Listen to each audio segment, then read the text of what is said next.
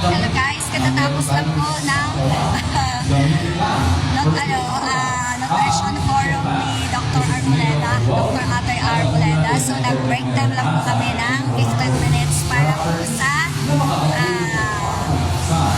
makapag-relax ng konti. After 15 minutes sa break time, binibigay na po yung mga nutrition guidelines. Yan po yung binibigay ni Doc para paano gumaling yung mga pasyente. So lahat po ng tag na blow, ibig sabihin, umaten ng kanyang forum, yung health forum po ito. Ayan po yung kanyang assistant, yung kanyang tagapagsalita. Oo, yan po yung mga so yung ibang tao guys, lumabas muna dahil break time nga ng 15 minutes. Selfie, 15 minutes. Pero si Doc po nandun sa loob kasi nag-rest siya dahil mahaba po na minutes na nagsalita siya. Kaya nandun sa loob siya. So rest muna kami ng 15 minutes. So dito po sa labas, hindi na ako nandun kayo ibang tao. Hindi na ako nakauwi dahil akala ko pa-register lang ako. Hindi na ako nakauwi, hindi na ako nakabihis. Ito na rin yung suot ko. Oh my God, no. Kaya natuloy-tuloy na ako. Umalis ako ng bahay ng 10:45 na akala ko makakabalik pa ako at makakapagbihis.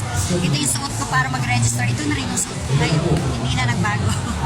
Kasi hindi na nila ako pinaalis. So, tuloy-tuloy na. Okay. So, 15 minutes break lang naman na.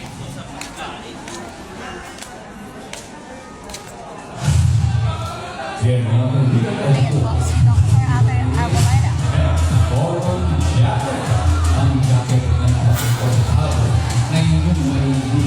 Okay guys. Halos puno po itong Espacio. Espacio po ay pangalan ng menu dito sa DM Resorts Village.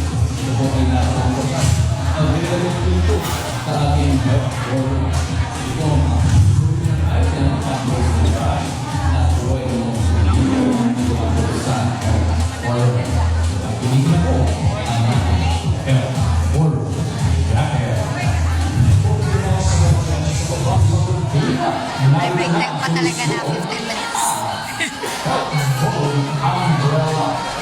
Diba, may umbrella pa.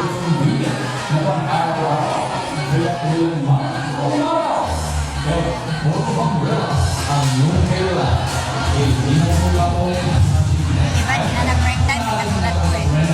Kasi 15 minutes lang naman dito na lang. Lagi na lang yung ginawa ko kaysa mag-break time. Kaysa mag-break. At least, tapos na agad.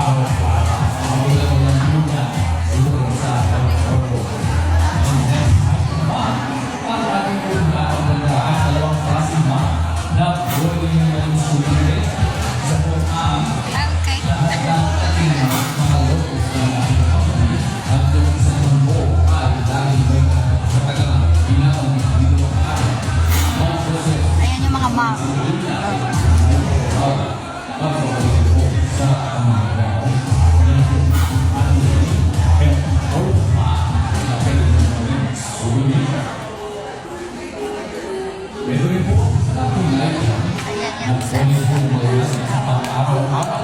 Dahil sa panahon ngayon ay sa ating kaalaman na ang ating environment ay unang-una po na radyo.